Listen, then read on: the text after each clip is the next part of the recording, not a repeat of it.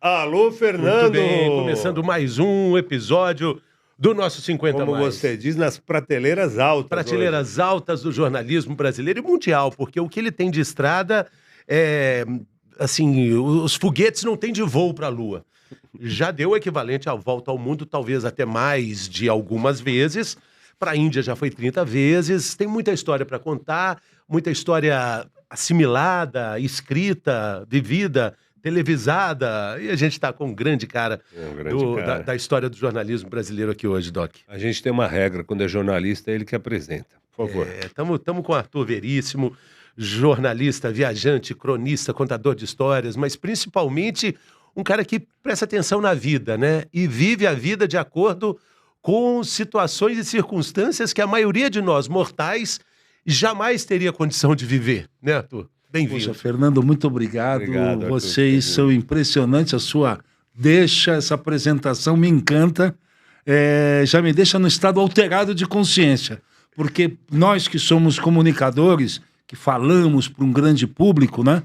A gente realmente acende essa fagulha e já vai para outro nível. Estou muito contente de estar aqui com vocês. Já vi os entrevistados, convidados anteriores. Nós temos muita conversa a fazer. Sua responsabilidade é grande, porque aqui você viu que quem vem atrás de você está te dando ali, né? Aquele suporte, né, Doc? Eu queria, Doc, começar falando, tem vários livros do Arthur, a gente vai mostrar vários deles. Queria começar com esse aqui, ó, que é o Gonzo, que mostra muito os 30 anos de jornalismo, quer dizer, na época que ele lançou o jornalismo transcultural. O Gonzo é uma palavra, uma origem americana. É isso que eu ia perguntar para ele. Né? Explica para o médico o que é um gonzo. Um gonzo, não, literalmente em Boston, né? O gonzo é aquele último que cai depois da bebedeira. Ele fica ali para contar a história. Não, ele é o que é o último, ele acompanha, ele não cai. Enquanto isso, todos são nocauteados pela vibração dos Scotts. Eu já mostrei aqui, eu mostrei, tá? Então, quem me fez essa capa foi os Gêmeos, né? Eu tive a felicidade na época, e o editor da Realejo Livros, o José Tarrão, falou: Ih, Arthur, os caras não vão dar a mínima bola. Os caras foram muito positivos e me fizeram a capa. A introdução é do meu querido Pepe Escobar, que está aí fazendo essa geopolítica mundial ao redor do mundo. E por que jornalismo gonzo? Da onde veio essa nomenclatura? Então, isso daí vem do jornalismo investigativo. Diversos... Truman Capote escrevia nessa pegada. Hemingway, John French, até recentemente Bruce Chatwin, fizeram um filme maravilhoso sobre ele, o Wim Wenders. É um tipo de jornalismo, mas que veio se cristalizar com Hunter Thompson. Né? Hunter Thompson tem até filmes... o Terry Gilliam fez o filme Fear and Loathing em Las Vegas, com Johnny Depp, Benício Del Toro, advogado, eles doidões indo para uma feira de advogados, de policiais assim, em Las Vegas. Ele foi o cara que realmente batizou essa terminologia. E ao longo da vida muitas pessoas são fãs dele, ele continuou. Só que a característica dele era a política, a guerra do Vietnã, diferente dos períodos que eu vivi. Mas o jornalista gonzo é aquele cara que escreve em primeira pessoa. Viveu a história junto, ele estava lá.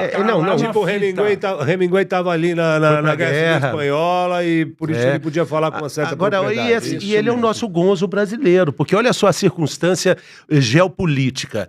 Ele tem a loucura toda, que nasce com ele ali, né, embutida por essa curiosidade, por essa vontade de querer saber. Surge também nesse período uma revista que tem esse poder de colocar coisas novas, que é a revista Trip, que é maravilhosa, quem está vendo a gente, ouvindo, vai entender o que foi essa revista Trip. E aí o Paulo, né? Paulo Lima chega e fala: meu amigo, vai para o mundo. Aí ele vai, consegue as passagens e vai para as coisas mais malucas do mundo. O festival de marihuana, de maconha na Jamaica, um festival de tatuagem no Nepal. E vive, põe tatuagem, fuma e vai pra loucura do mundo e fala: cara, o mundo é isso aí. E quem lia como eu lia pensava: meu Deus do céu, é tudo que eu queria fazer. O Paulo Lima foi uma figura genial, juntamente com o staff dele, o Carlos Sarli, que era eminência parda. A Trip foi construída em 86. Foi daí que surgiu, mas antes eu era DJ. Eu fui DJ na noite de São Paulo e tive a possibilidade de ir muito para Londres, para Amsterdã, para trazer os singles, os long plays. Daí eu era DJ, até que um dia o Paulo, em 85, foi no Carbono 14, queria fazer um evento que misturasse surf com punk. E eu estava lá, com todo o meu acervo musical. A partir disso surgiu essa nossa parceria, que se consolidou por 30 anos. E ele falava: Arthur, escreve aí esse jeito que você fala.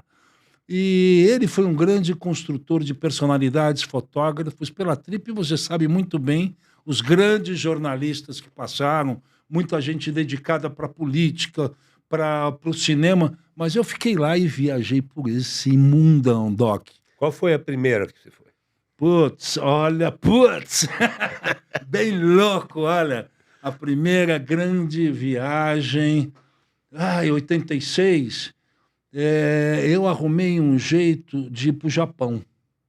Como é que você sabe que eu arrumava os bilhetes? Pois é, você arrumava de primeira classe. Arrumava mesmo. E olha só que legal. Executivo e de primeira classe. E depois eu não sei se você que está assistindo já percebeu que o Fernando é tiete de carteirinha do Arthur, né? Eu já sou, mas agora eu estou ficando mais, porque eu estou ficando contaminado. Eu acho que o Paulo Lima é o gênio da raça. Ele conseguiu juntar o Lé com o Cré de um jeito maravilhoso, porque eu tinha muita curiosidade de entender como é que ele fazia todas essas revistas de bordo também, que ele dominou o mercado. Ele dominou o mercado. E vem muito disso, né? Você apresentou muita gente importante para ele ali, porque você viaja de primeira classe.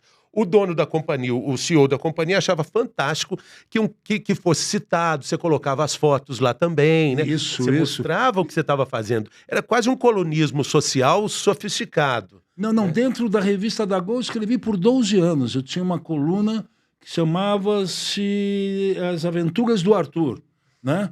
Mas, um exemplo. Eu bato na porta da Trip, Fernando Luna, que trabalhou na Trip, foi sócio do Paulo, a gente toca lá falando: tô aí com um cara, lembra que você queria tanto ele? Quem? O Iggy Pop. Então, a gente fazia essas amizades, né? Um exemplo, eu fiquei muito amigo de Cesária Évora. Eu fui na casa dela, fui lá no Cabo Verde, ela me recebeu e eu tive uma intoxicação de ovos de lagosta com ela, tomando todas. Você pensa que é só com os malucos, Cesária com aquele olho, né? Um Jean Paul Sartre te olhando, um olho aqui e outro aqui. Cantando. É doce morrer no mar. É doce morrer no mar. Ela maravilhosa, querendo me dar bitoca, e eu só me esquivando. Você pegou a Cesária Évora? Não. Selamat pagui, sim quem. Vamos falar em balinês por aqui. Então, nessas aventuras, o Paulo me dava mesmo essa grande abertura. Ao Japão fui muitas vezes. Dentre estas, eu estava lá no Japão para fazer um editorial de moda que foi com a Akira, que o Akira depois começou a trabalhar com o Luciano Huck, como sendo produtor. É um cara incrível. Irmão do Jun Matsui, um grande tatuador nipo-brasileiro. Mas eu estou lá no Japão, articulo lá, depois eu fiz uma tatuagem com um tatuador oficial da Yakuza, da Yamaguchi Gon, que é o 4º estado no Japão, e disso ele fala: eu tenho um contato do chefão da Yakuza, sem dedinho. O cara, ele comentou assim: olha, eu só topo fazer entrevista se o seu Satchou é chefão, vir aqui pro Japão. Mandaram bilhete na primeira classe pro Paulo, e lá veio o Paulo do Japão, de São Paulo para Tóquio. E nós fizemos a entrevista com o chefão da Yakuza.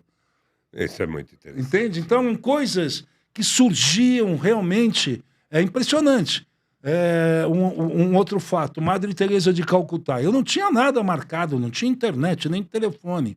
Estava lá em Katmandu, Nepal, adoro ir para lá, que é Amsterdã, sempre foi Amsterdã do Oriente, mas num outro grau, porque você tem ali toda as cadeias do Himalaia. Das 10 maiores montanhas do mundo, de 8 mil metros, 8 estão no Nepal. Então, na minha casa, porque tem xamanismo, budismo, hinduísmo. Para quem é etnógrafo, para quem é curioso, para quem é porra louca, lá é demais para se ir. E quem é colecionador de coisas, como você. Você vai nos antiquários e você fala: nossa, tem uma adaga do 7º Dalai Lama. Nós estamos agora no 14º, né? Então, esses lugares, isso abriu esse leque de poder conhecer o mundo. O Paulo foi realmente ele que deu o título, que eu sou o Gonzo brasileiro. É muito legal porque você coloca também a sua espiritualidade nessa curiosidade. Eu acho muito bacana quando você fala de 3 elementos que nortearam a nossa procura pelo mundo, que é a arte, a cultura e a religião, Sim. com os estados alterados de consciência. Foi a partir daí, muito antes do que a gente entende dessa religião judaico-cristão, desse pensamento, às vezes muito bitolado, que começa a gente a entender o que é o mundo de fato. E você teve muitas pistas e continua procurando também respostas. Sim, né? Esse universo das nossas tradições judaico-cristãs, aqui no Brasil, que a gente também tem esse arco dessas culturas afro-ameríndias. Nós temos mais de 500 culturas afros aqui no Brasil.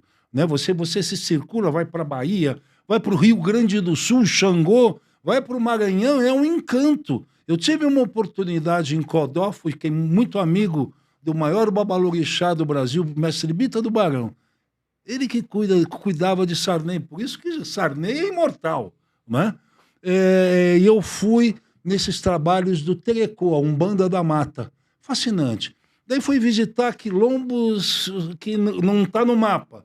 Aquelas senhorinhas trabalhando com o seu dialeto. Quando estava lá, incorporadas, começaram a falar francês arcaico. Francês arcaico, mas com palavras rebuscadas. Todas falando. Então você vê, tem coisa que acontece nesse nosso Brasil profundo. E um exemplo, todo mundo está ligado na COP. Excelente. Mas ter a oportunidade de ir para São Gabriel da Cachoeira, que lá é fascinante poder conhecer, né, doutor? Eu já fui muitas vezes. Não, talvez não 90, que nem você, para a Índia, mas umas 30 eu já fui.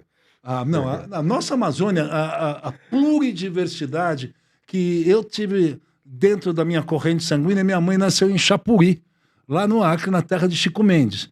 Só que eu fiquei muito atravessando a fronteira entre ali o Brasil, Peru, Bolívia. Aquela região é fascinante, né, doutor? E você já, nessa viagem de perceber o que as pessoas estão percebendo, para você viajar junto com elas e contar tudo isso, você já experimentou muita coisa, né? De ayahuasca, cambô, sapito, os cogumelos, os festivais da Jamaica. Chibé. E na Índia, né? Na Índia também? Na Índia, a origem da cannabis, ela vem... Eu fui atrás da origem da cannabis, pronto. Eu estava numa palestra na Cannabis Cup na Amsterdã, que eu conheço a turma aqui da revista High Times. A revista High Times é a New Yorker dos malucos, certo? É uma publicação californiana, sempre na capa era Jimi Hendrix, Jerry Garcia. Esse foi o guru, Timothy Leary, todo esse universo, Bob Marley. E eles faziam esse grande festival. Agora tem dezenas, aqui no Brasil tem dezenas de festivais. Mas esse era o festival que rolava música. E numa vez eu fui no começo da carreira de uma banda que agora está fazendo 30 anos, vai ter no Allianz Parque até o show, o Planet Hemp. O Zé Gonzalez, que foi meu assistente de DJ, agora é o cara do Tropiquilas, faz trilhas para séries em TV. Ele falou, tem um carinha aí que faz um som. Aí me apresenta. Peguei o som, mostrei pro Paulo, sempre. Eu não falava com redatores. Os redatores queriam me trucidar. Esse Arthur é um rabudo, um cuzão, que só me atrapalha. Porque aí eles rejeitavam a minha pauta. Telefone vermelho, Paulo Lima, por favor. Deixa os caras falando. O Paulo me dava chancela. Daí quando ele viu o som do D2, adorou. Daí D2 fez a primeira viagem dele internacional conosco, participou da Cannabis Cup, e no ano seguinte o Planet Hemp tocou no Melkweg, na Amsterdã. E qual era a origem da cannabis, então? Na Índia você foi lá pra... Então, daí eu escutei uma palestra do Ed Rosenthal. Ed Rosenthal é um dos antropólogos mais loucos da turma de Berkeley. Berkeley sempre foi a meca dos malucos, certo? Steve McCurry, esse foi o guru da psilocibina, faleceu em 2001, esses caras. Daí eu escutei a palestra, ele falou, a origem da cannabis é lá na província de Yunnan e o Dr. Hu. Eu fico aquilo rondando a minha cabeça, eu volto ao Brasil, levanto, a internet estava ali começando, mas eu fui atrás das informações, li um artigo, do Bruce Chatwin, ele falando sobre o Doctor Who, e daí eu fui. E realmente, na província de Yunnan, na China, que você tem que ir, lá em Dali, e daí eu fui de bicicleta na montanha. Quando eu chego, o cara era para lá de história de Tintim. Tinha fardos de plantas, artigos do La Estampa, do El País, de todos os jornais do mundo falando dele, e ele me recebeu. E foi uma graça. Eu saí com um monte de medicamento canábico de lá. Arthur, mas uma vez eu vi uma entrevista que falava assim: se os Beatles ficassem doidos o tempo todo, eles não tinham composto o que compuseram. Se o Zeca Pagodinho estivesse bebendo o tempo todo, talvez ele não fosse o pagodeiro tão bom quanto é. Como que é estar lá e ser o Gonzo, no sentido de que viver aquilo na pele, mas ao mesmo tempo conseguir trazer isso para contar pra gente e não só fazer uma viagem e acabou? Então, como não se perder nesse caminho? Nessa época, você tem que ter os cadernos de anotações. Olha aí, Fernando. Fernando é das antigas. Tem os cadernos, ele anota as coisas. Tudo de Arthur Veríssimo, ó, só para falar com ele. Ó, a moral que o cara tem comigo. Ó. O batezinho. E, então, eu sempre faço uma pesquisa danada. Daí, quando eu vai Cuba eu fui lá 10 anos, amo Cuba, né? Havana, eu conheci Compai II, Rubem Gonzalez, Omar, me receberam, cantaram para mim. Theophilus Stevenson, eu tomei uma garrafa de Black Label com ele, assim, num gole, que ele queria que eu tomasse. Daí eu tomei um quarto. Theophilus Stevenson, o boxer, aquele que foi 3 vezes campeão mundial. Então eram matérias, imagina se eu tivesse uma câmera me filmando, né? A gente era mais na fotografia. Eu ia com grandes fotógrafos. E no ouvido?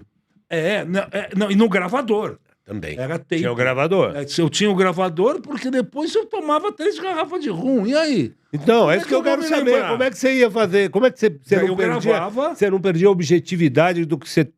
de captar aquilo para poder contar para os outros? Não. Já fazia listinha.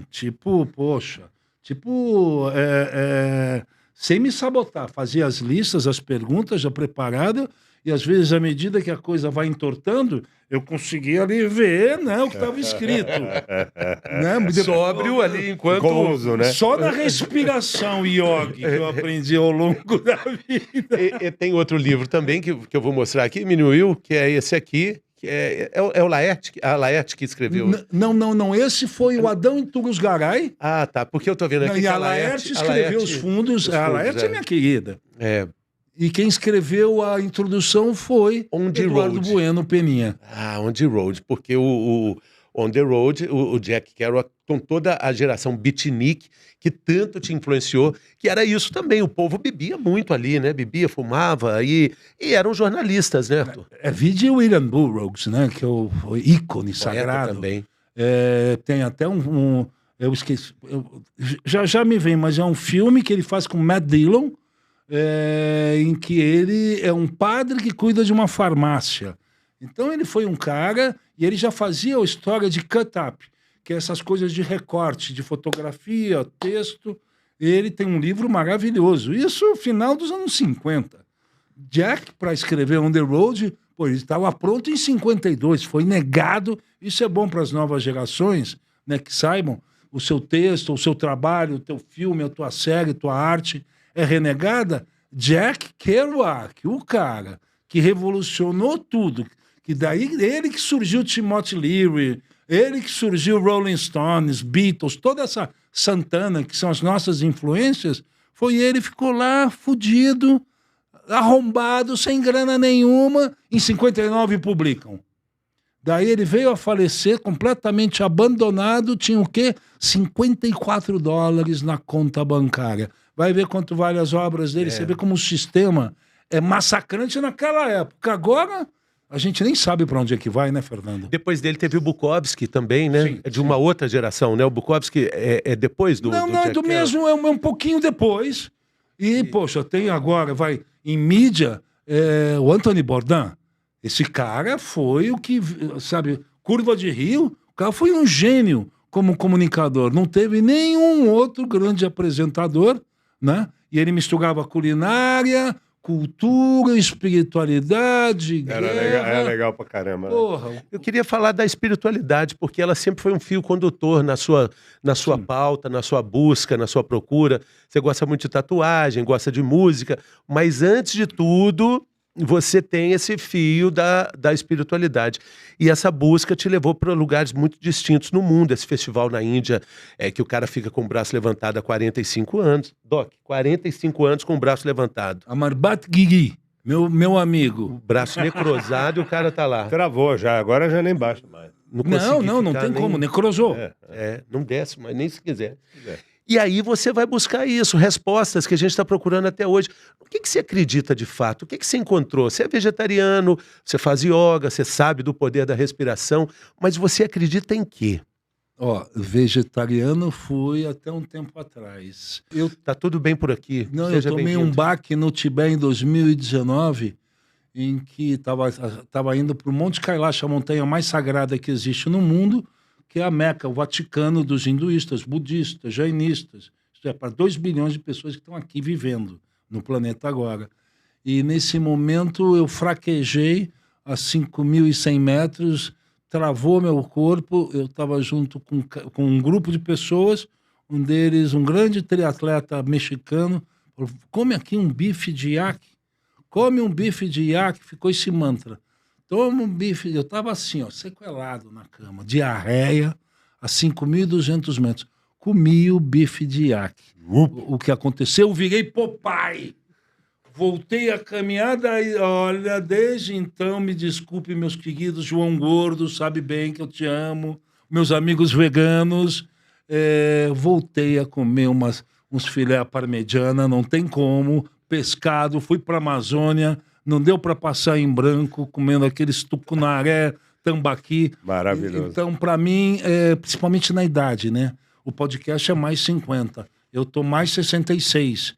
Então você vai sentindo os baques da vida, os tormentos, os colapsos e as derrocadas do corpo. Mas a pergunta é... Já fugi, né? De boba não tem nada.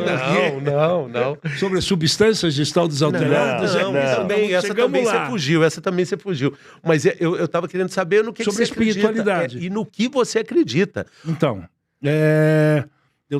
ao longo dessa minha trajetória, dessa cauda histórica, eu sempre quero ver em loco, né? Leio bastante, li muito. Então, tem vários pontos aonde que eu quero me testar. Realmente esses indícios da literatura riquíssima, de Mircea Eliade, de Jung, do meu mestre Freud. Então, todas essas conjunções, todos esses malucos absolutos, né, que eu citei, aonde é que me leva a isso? Eu percebi que é o silêncio que me eleva espiritualmente. De tanto escutar música, Fernando, eu não escuto mais música em casa. Onde eu moro é silêncio absoluto. E eu entrei em muitas frequências. Eu vi médiums, pessoas incorporando na Tailândia, na Madagascar, em Papua Nova Guiné, com grupos aborígenes. Mas a Índia tem essa coisa, 1 bilhão e 500 milhões de pessoas, 3 vezes menor que o Brasil, e a Índia sempre me atraiu essa vibração cósmica espiritual, de acordo com Osho, né, que eu conheci o Rajneesh quando eu tinha 18, 19 anos, que a minha primeira viagem foi para a Califórnia, né, eu fui viver numa comunidade do Osho antes da vinda do HIV. Então era mesmo, aquilo que está lá na série, aquilo lá é pequenininho que rolava. A gente se divertia a beça. Mas daí veio a tormenta da SIDA, que eu tenho familiares que tiveram e etc. E daí isso me levou, minha mãe dava aula de yoga no Clube Banespa aqui em São Paulo, ali no Brooklyn. Eu desprezava aquilo, até que um dia eu li o livro do Osho e a partir disso eu fiquei engendrando de ir para a Índia e fui. Aonde que é a minha conclusão? Agora eu fiquei 40 dias de fevereiro e março na Índia, no Mahakumbh Mela, que reuniu 500 milhões de pessoas, circularam nesse período. Tinha rapazes, que descia 30, 40 milhões de pessoas, camponeses, gente das montanhas, para ir até a beira do rio, entre o Sangam, que é a reunião dos 3 rios, o Yamuna, Ganga e Sarasvati, ali para pegar aquelas águas. Por quê? Por que tem essa data? Aqui nós temos essas datas, que são Dia das Mães, Dia das Crianças, Natal. Lá não, as datas são de acordo com os alinhamentos cósmicos. Então, é muito preciso, né, a astrologia deles. Então, quando Júpiter, a Terra e a Lua entram nesse alinhamento, tem uma energia eletromagnética, que se chama, que é o néctar da imortalidade, Amrita. Tem toda uma história mitológica que eu conto em outra ocasião. Mas daí fica aquela energia mesmo durante esses 45 dias. E disso eu vou na minha pesquisa e foram 8. Primeiro foi em 98. Desde então eu tenho voltado e esse de Prayagraj, antiga Allahabad, completou 12 anos. Eu voltei lá depois de 24 anos, 12 anos, e voltei. E fui ao encontro desses grandes gurus que são dessa linhagem do Sanatana Dharma, que eles chamam a religião eterna deles. É algo pré-ariano, né? Que toda a língua, as nossas origens, é hindu, europeia, que é o sânscrito. Então, a partir disso, você vai conhecendo... Eu conheço um sujeito que tem 200 anos, tá? Sadhu de elevadíssima consciência, mas de pura tapácia. Tapácia é austeridade.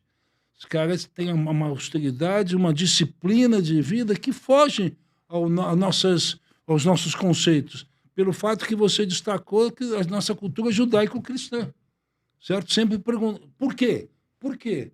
Por quê? E lá você percebe o agora. Então, como eu estou aqui com vocês, a gente tem que viver o agora. Essa cauda histórica do passado é uma maravilha para os nossos egos.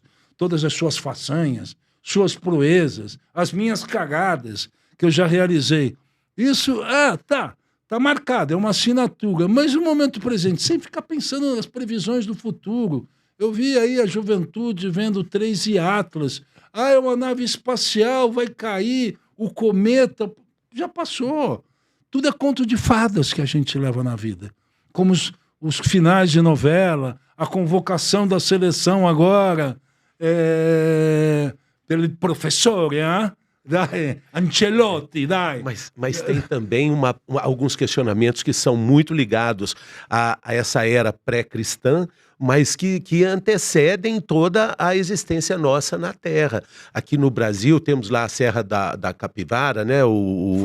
Fantástica, que conta ali, meio com histórias em quadrinhos, é quase um manual de sobrevivência, né? De como era o mundo, né? Das cavernas. 12 mil, 15 mil anos de pintura rupestre ali. E isso é maravilhoso para a gente entender e também fazer perguntas que a gente vê que o homem está fazendo há muito tempo. Que tem caminhar. O homem está sempre caminhando. Mas com relação ao bem e o mal, ao certo e errado, a Deus e demônio, tudo isso está junto, né? Junto ali, brigando. Você fez reportagem sobre o voodoo no Haiti, você esteve perto de gente incorporada, você esteve perto de anjos e demônios. Você acredita neles? Você já teve medo deles? Como é que sua relação com o mal e com o bem, com o pecado e com o certo? Então, destacando essa história que eu disse de Amrita, o néctar da imortalidade, foi chacoalhando esse oceano de leite que caíram essas 4 gotas do néctar. Eram os devas e os asuras. Aqui a gente chama de o bem e o mal. Não, são 2 forças contraditórias, mas que se complementam. Entende isso? Elas se complementam. Se não tem a sombra e a luz, como é que é? Vai só ficar com luminosidade? Então é essa compreensão que você começa a perceber. E isso me traz o budismo. O budismo é uma ciência inigualável. A gente tendo acesso, como também os cultos afros, você aprender como são os rituais. É fundamental para as pessoas passarem por iniciações, né? Que aí você conquista um espaço que é inexplicável. Não tem o porquê. Você está participando daqueles rituais. Para mim, me encanta muito os rituais afro-brasileiros. E também os afro-caribenhos, né? As tradições, os ritmos. Eu torno a dizer, Codó no Maranhão, lá o batuque é o mais rápido que eu já vi na minha vida. Eu não vi na Tunísia, eu não vi em Madagascar, eu não vi no Vietnã, é lá que acontece, no profundo do Brasil. Então você vai despertando essa curiosidade, esse algo que eu, desde criança, o meu pai tinha Tintim em casa, Tantã. Então eu podia ver aquelas aventuras daquele carinha que eram soberbas. Falei, eu tenho até tatuagem dele, pelo fato de uma lembrança atávica da minha juventude. Arthur, quando a gente vê o budismo em Hollywood, o budismo é sempre plácido, contemplativo, a gente tem a ideia do monge e tal. Mas eu tive no Japão e o budismo é cheio de demônios, é cheio de guerras, de uma coisa meio militar. Existe o arqueiro budista, tem ser assombrado por um demônio guerreiro com não sei quantas espadas, e isso, aquilo. Será que é vendido? Chega aqui na gente, na pessoa de conhecimento médio sobre isso, uma coisa mais plástica, mais de meditação, contemplativa, mas a realidade não é essa, né? Não, eu vejo isso na molecada. Eu tenho filhos, né? Todos os dois homens são gamers. E nos jogos que existem que fogem ao nosso alcance. A gente não tem... O mundo dos gamers, eles têm grandes soluções de conhecimento, de entender as coisas. O meu filho de 32 e o de 16, eles jogam e se trocam informações. É um mundo que é distante para nós, mais 50. É muito raro você conversar com um sobrinho, um filho. Esse operador, ele deve saber o que eu estou falando. É o Henrico, o Mini Will. Ele deve jogar. Então, são introspectivos, eles vão criando esses novos universos que não são tão novos assim. É tudo baseado nessas culturas milenares. É assim que eu enxergo. É assim que eu estou aprendendo com os meus filhos, né? Mas é uma narrativa, o que o Doc está dizendo. Esse Buda japonês, sim, ele tem toda uma narrativa que talvez não chegue aqui no nosso ocidente, nessa cultura ocidentalizada. Não, concordo. Um exemplo, o Exu, né, que é demonizado aqui. O Exu, se você faz um estudo comparativo de religião, ele é igualzinho o Ganesh, o deus elefante, bonitinho, que é filho de Shiva e de Parvati. Por quê? Porque aqui no Brasil, nas religiões afro, você reza primeiro para Exu, para ele vir e abrir os caminhos. Na Índia é a mesma coisa. Você reza primeiro para o Ganesha, não para Brahma, para Vishnu, né? Daí ele abre os caminhos. E as divindades iradas, se você vê o panteão do budismo tibetano, Vajrayana, só criaturas negras, figuras com 8 braços, mas são guardiões, são protetores. Tem um chamado Mahakala, que eu me encanto por ele. O outro chama Yamantaka, que tem cara de boi com chifres.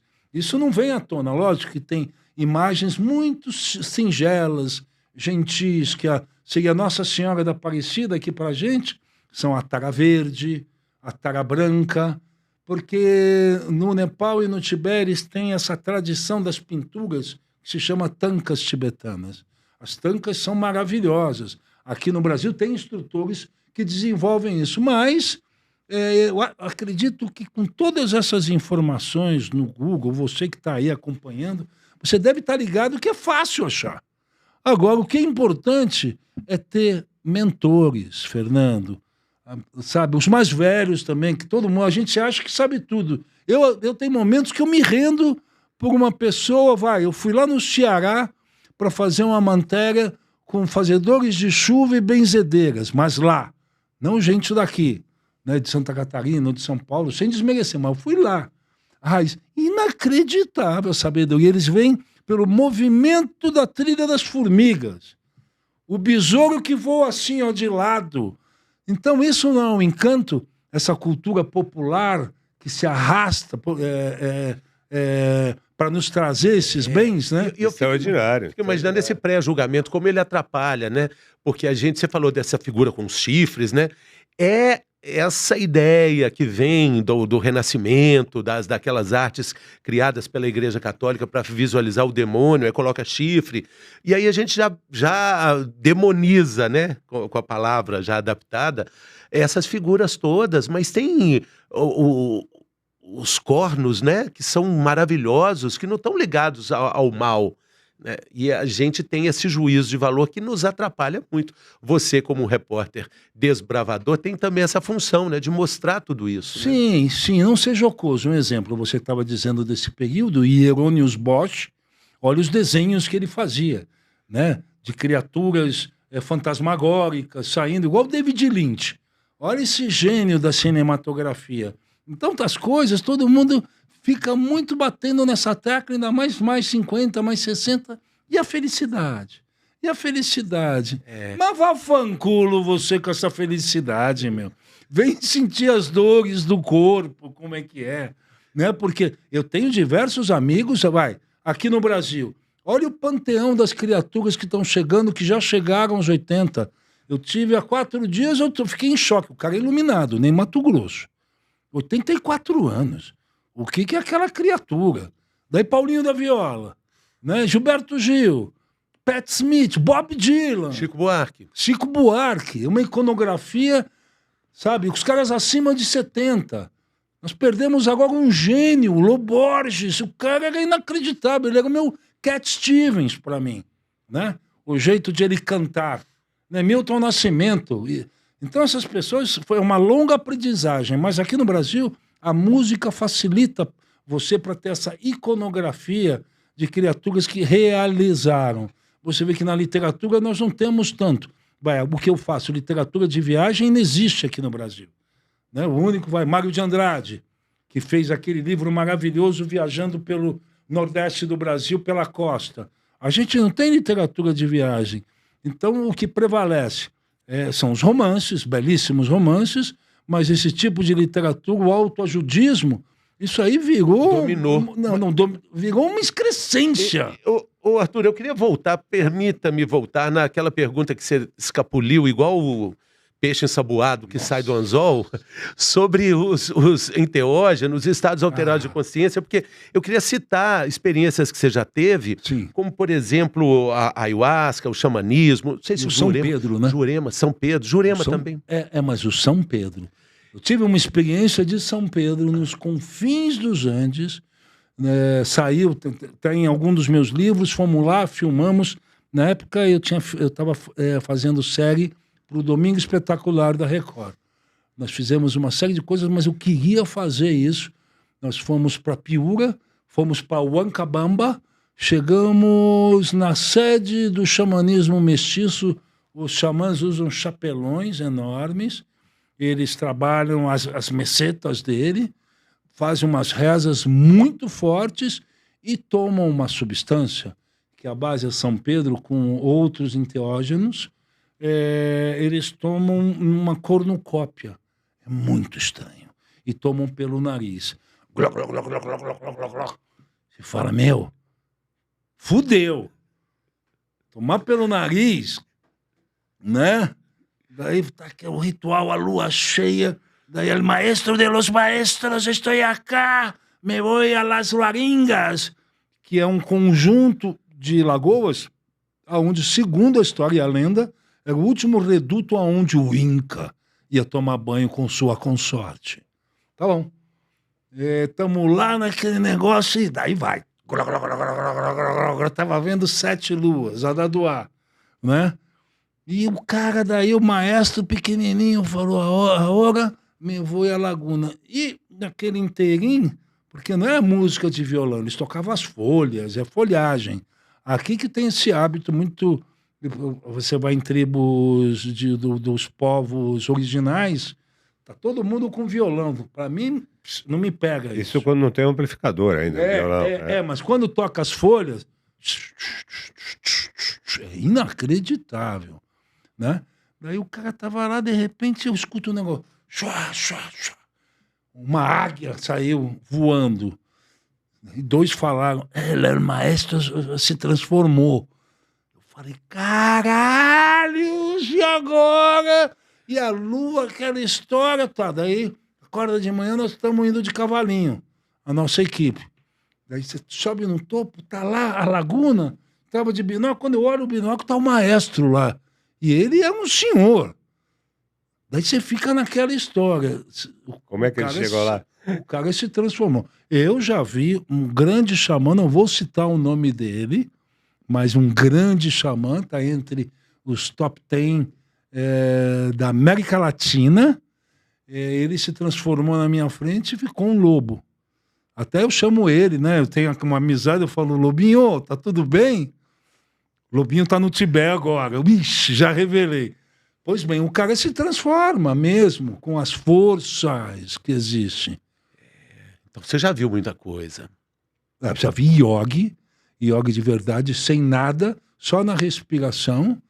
Isso num Kumbh Mela, que foi em 2004, estava eu, meu grande amigo André Meyer, que está vindo da Austrália agora, e o cara estava sentado na nossa frente, a gente tinha fumado nem um Tilon. Depois eu explico o que é Tilon. Nós estamos lá, o cara sumiu, não teve nenhum efeito, não era o Houdini, né? E aconteceu esse fato. Agora no Kumbh Mela, voltando, eu fui para o Kumbh Mela com essa intenção, uma pessoa que eu tenho uma grande relação, me pediu, Arthur, eu queria que você me filmasse lá. Eu e o meu grupo, ele é um líder religioso, Prem Baba, Sri Prem Baba.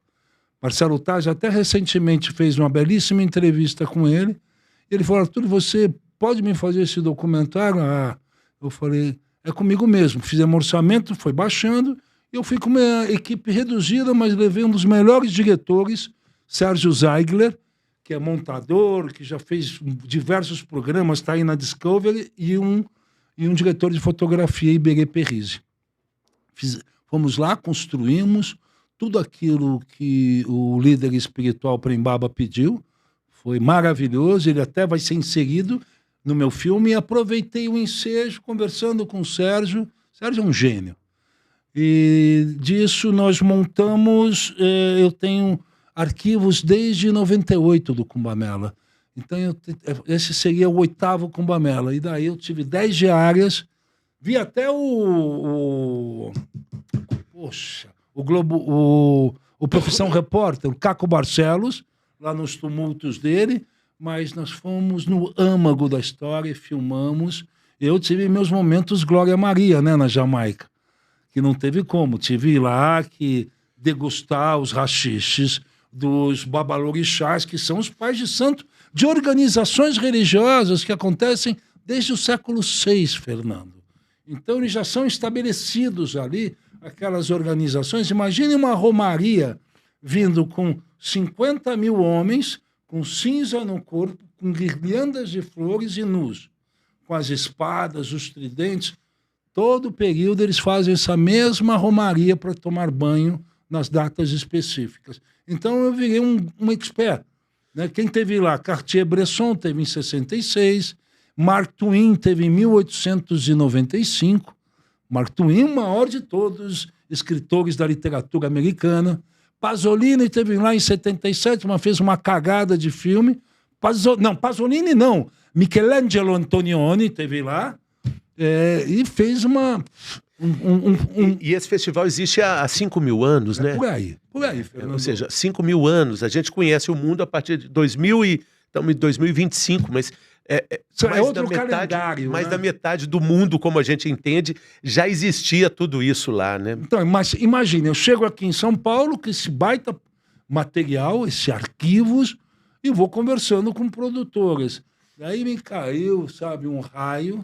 Um grande parceiro, Marcelo Braga, da Santa Rita Filmes, acolheu e estamos aí desenvolvendo o filme. Quando for lançar, você volta aqui. Não. Filmaço, 90, 100 minutos, que é uma crise existencial, né? Que eu passo lá, o que eu estou fazendo aqui? O nome é O Buscador, o que vem fazer aqui? Legal. Então, isso tem a ver com o que eu estava querendo te perguntar desde quando a gente decidiu te entrevistar. Que é o seguinte, você já viu, Doc, aquele sketch da Porta dos Fundos, que o cara morre, aí chegou no céu. E aí, o que aconteceu? Deus, você com essa roupa verde? Não, eu sou do Kumala Mampur. Mas eu achei que era outra coisa que tinha que acreditar. Achou errado. Deus era de uma ilhota, não sei aonde, o Deus certo era aquele. O Deus certo era esse, você acreditou errado, você dançou, você não acreditou, eles te falaram, você não acreditou. E a minha pergunta é inevitável, né? Quando a gente ultrapassa a barreira dos 50, a gente enxerga que tem muito mais passado do que futuro. E a gente tem que pensar nessas coisas, nessa finitude. Eu estou muito ainda chocado pela partida do Loborges, meu querido conterrâneo, cruzeirense mineiro. 73 anos estive ele no tinha. velório dele, me despedi dele. Jovem. Com o que você acha? Você já viu tanta coisa, o que você acha que está te esperando quando você chegar lá? Agora você foi a bujanra comigo, viu? Pô, ganhou um elogio. Puxa vida.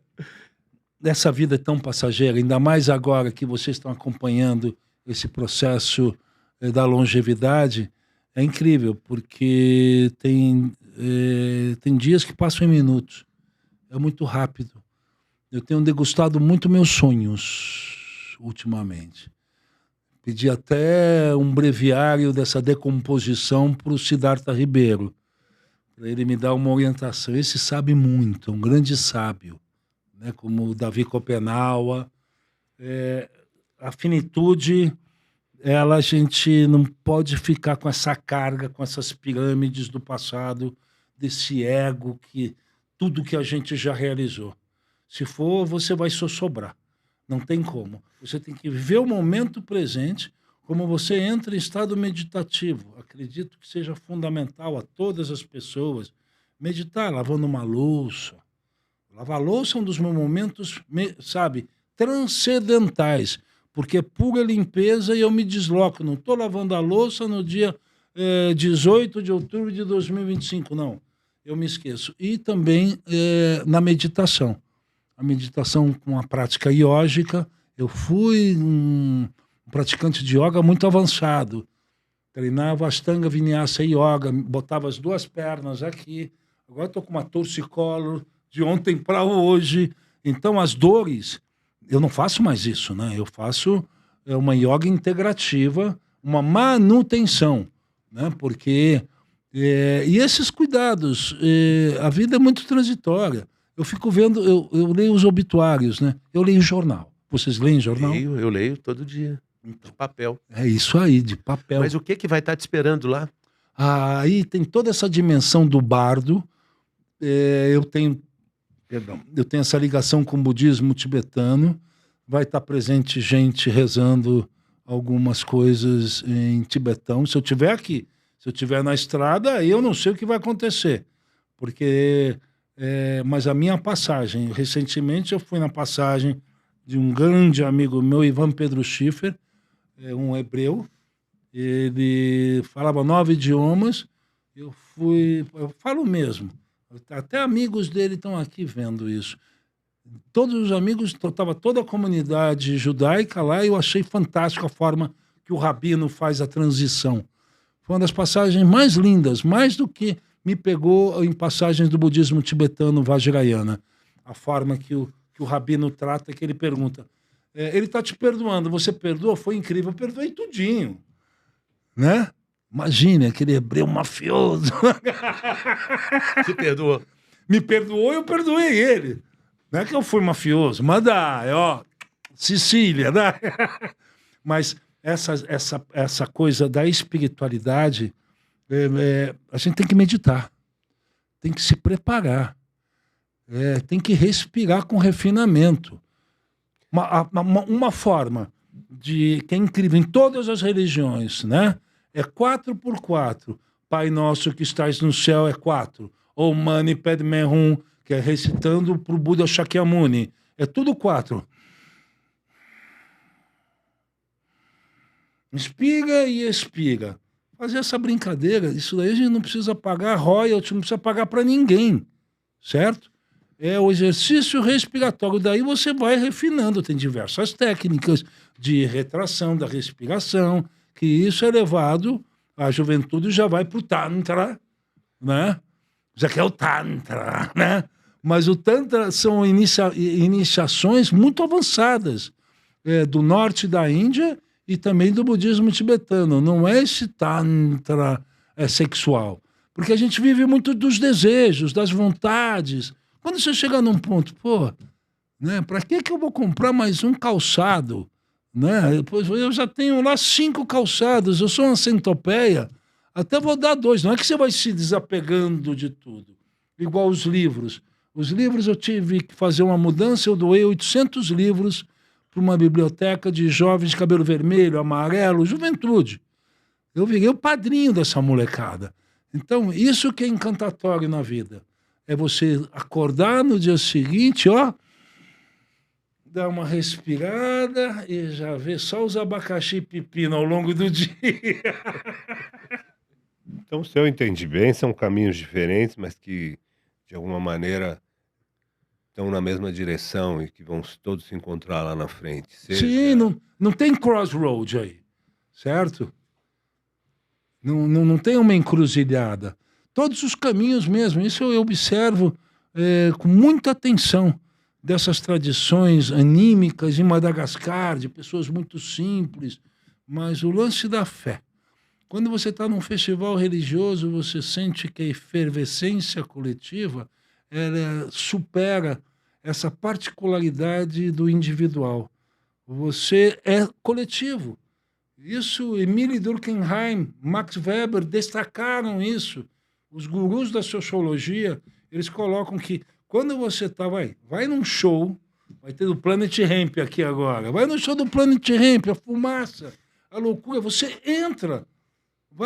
Hoje vai ter São Paulo e Flamengo. O programa é hoje, não? Não, mas ele pode falar porque ele está no tempo cósmico universal e infinito da internet. Então, mas imagine você vendo o teu jogo Cruzeiro contra o meu Santos. O teu Cruzeiro faz um gol. Última rodada do campeonato que pode rebaixar o Santos. Você fica quieto. Piano se valentando, hein?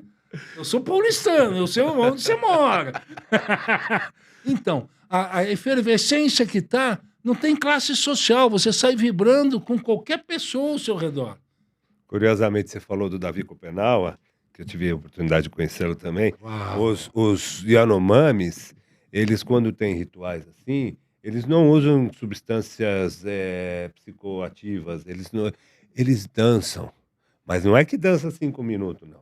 Dança 10 horas. 10 horas dançando. E você vai almoçar, volta, os caras ainda estão dançando. E eles vão entrando num estado de alterado de consciência pela exaustão e pela dança.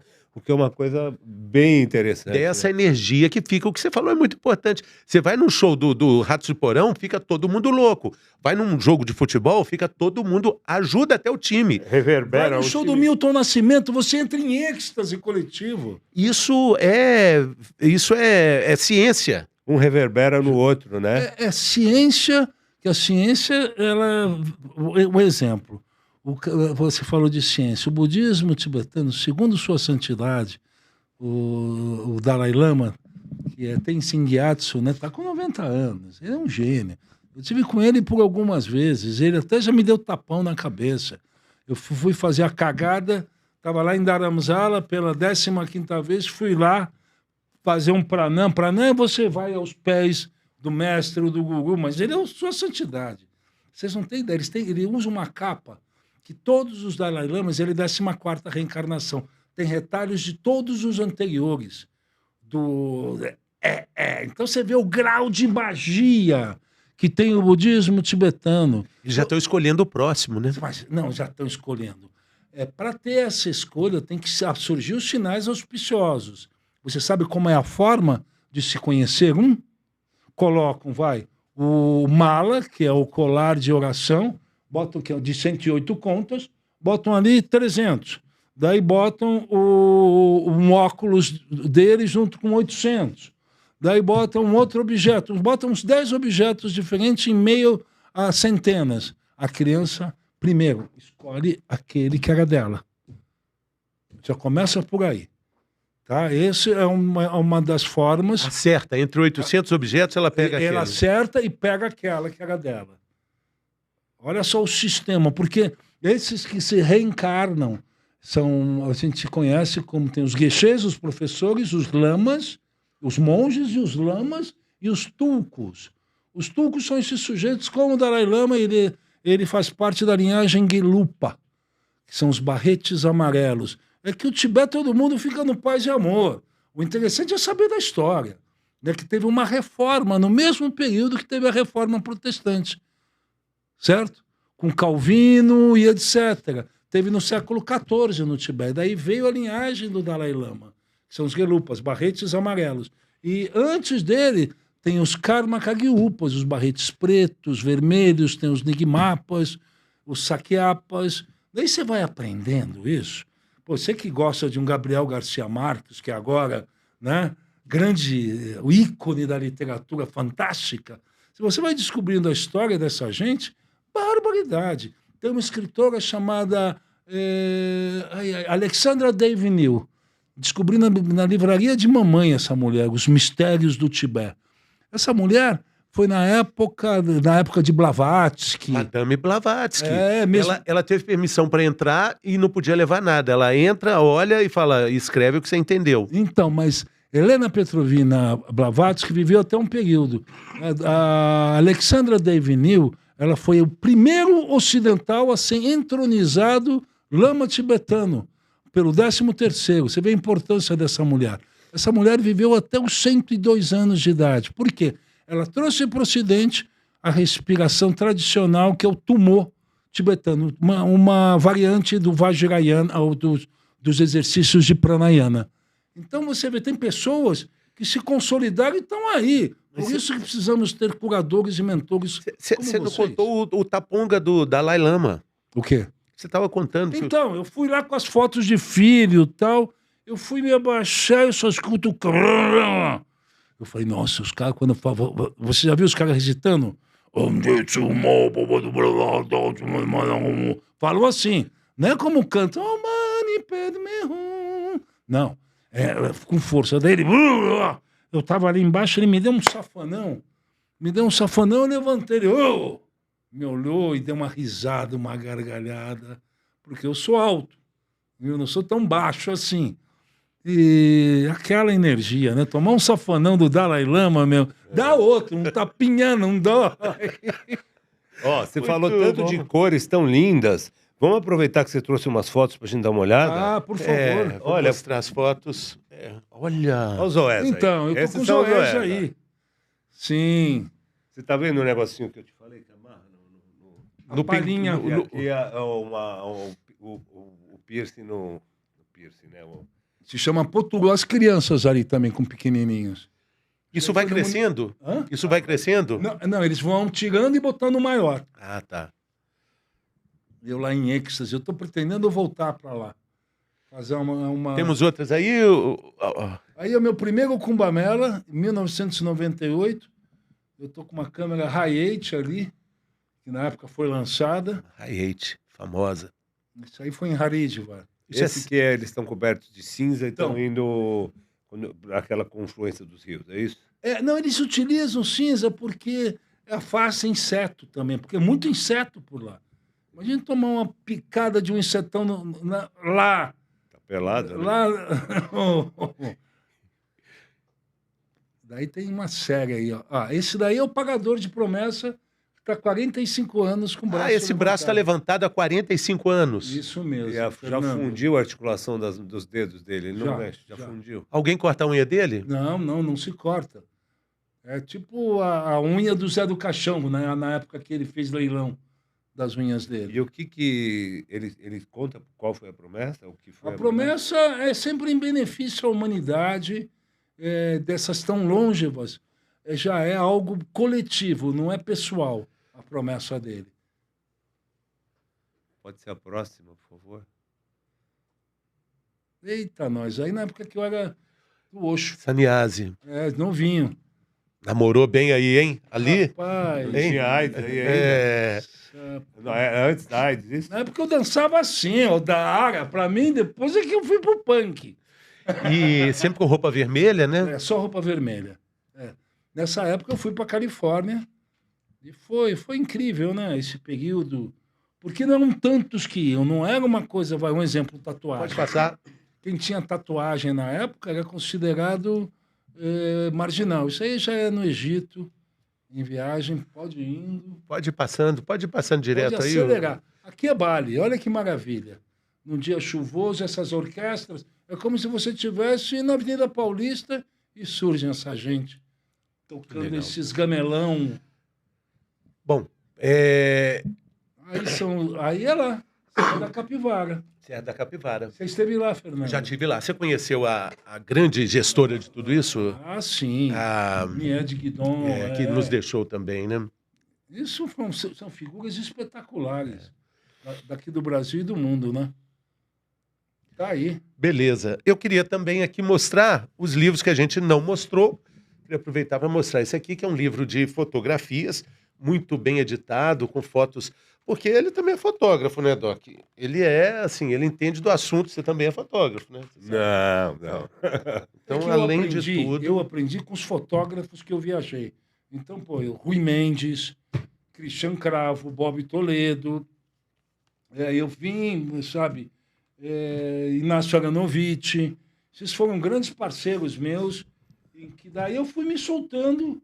O Feijó também foi meu professor de fotografia. E o olhar, né, de a gente ficaria aqui até amanhã de manhã, de tarde. Falou maravilhosamente bem. Ainda faltou falar de televisão. Você Qual fez que é o plano? Qual que é a próxima viagem? Fez Ratinho. Ratinho, meu chegado. Eu zelo pelo Ratinho, como pelo Marcelo Braga. Essas pessoas, eu trabalhei com o Gugu Liberato. Você ganhava do Faustão na audiência. A gente batia o Faustão. Era na guerra mágica da audiência da TV brasileira. Domingo à tarde, você ia pro... me tratava, viaja aí. E o diretor era aquele magrão. Um dos caras mais cabulosos que tinha na televisão. Daí, a partir disso, eu continuei a viajar, sempre tinha a base da Trip. Daí eu fiz um programa Sexo no Sofá, um sofá itinerante pela cidade de São Paulo. Foi para o Futuro, fiz a Discovery na fé e depois eu fui fazer o Bendita Marvada para a Globo, que foi a gente visitando alambiques e aí pelo Brasil afora, a melhor cachaça que vocês possam imaginar. Não essa cachaça que é vendida aí, essas coisas sem vergonhas, de alambiques fascinantes, histórias de O Doc não gosta que eu fique falando de Minas Gerais, não, mas seja honesto e pode ter liberdade. Pode dizer qual é a melhor cachaça do mundo? Foda. Olha, vocês são realmente... Eu não posso... Olha, são tantos nomes, as famílias me recebendo. Eu me lembro que... eu não vou citar nomes de cachaças mineiras, porque são tantas. Mas ela está lá em Salinas, talvez? Não, Salinas eu também fui numa cidade... que é próximo das cavernas de Peguaçu, onde passa o rio. Ah, Deus do céu, que é uma das cachaças mais incríveis, Peguaçu. Agora não me vem a mente. Paraupeba, talvez? Também estive por lá. Mas eu vou falar, a melhor cachaça do mundo, que é brasileira, veio do Rio Grande do Sul, cara, dos alemão. Você deixou esse cara muito triste agora. Não, tem uma chamada, vou te falar, propaganda, vocês me mandam um alambique para casa, Weber House. Rapaz, você quer dizer que a melhor cachaça do mundo, na sua opinião, é feita por um alemão no Rio Grande do Sul? Não, é uma delas. Acabou com toda a minha... Não. Salinas é fascinante. Eu fui lá, andei no Jeep velho lá, do velho Salinas. Isso daí são histórias que o Brasil... se você está falando, a gente tem que respeitar. E aí depois tem uma da Paraíba também, que é boa, que você falou. Não, em Areias tem... A Paraíba é inacreditável, esse estado, essa potência. Tanto no turismo, como culinária e lifestyle. Eu recomendo dar um rolê pela Paraíba. Claro que você já foi. Em Tambaba. Na praia de todo mundo pelado. Ficar com as partes de fora, você foi. É claro, eu morei em Recife, é lógico, pô. Já foi, Doc? O Doc Eu já fui em outras praias no Disney, mas essa eu nunca fui. Tambaba é a primeira reconhecida mundialmente. Querido Arthur, puxa vida, como é que a gente te acha? Você tem o Instagram, você tem... Eu tenho o Instagram, eu tô prestes aí para fazer... Eu tô para fazer um podcast para Spotify, só de fala, né? Contando coisas de espiritualidade. Eu estou fazendo esse meu filme, que teve um atraso, mas a gente vai concluí-lo, acredito que em janeiro, tá aí já o filme que vai arregaçar. Vocês vão ver qual é a outra virada. Não é que eu me ache, mas tem pitadas de Anthony Bourdain ali. Vai voltar para lançar. Você volta, então. Já tá. Beleza. O que faltou de conversa hoje, a gente complementa quando você vier Não lançar o vamos livro. deixar ele esquecer. Eu vou levar ele pro Xingu, ele vai me levar pra Índia. Não, para Katmandu. Pra Katmandu. Perfeito. Não, mas normalmente eu faço palestras, eu sou um contador de histórias, né, de toda essa resignação que você tem que ter, dessa postura que você tem que organizar, não é cair de paraquedas nos locais. Você tem que realmente... Antigamente a gente tinha os guias de viagem, né? Lonely Planet, Comprava os livros para viajar, viajava com a mala pesada. Agora você tem o seu celular, tem todas as informações, mas precisa ser bem orientado aonde fuçar. Beleza. Muito obrigado, Fernando. Arthur. Valeu. Obrigado. Muito obrigado aí pela sua companhia. Podcast 50 mais, ó.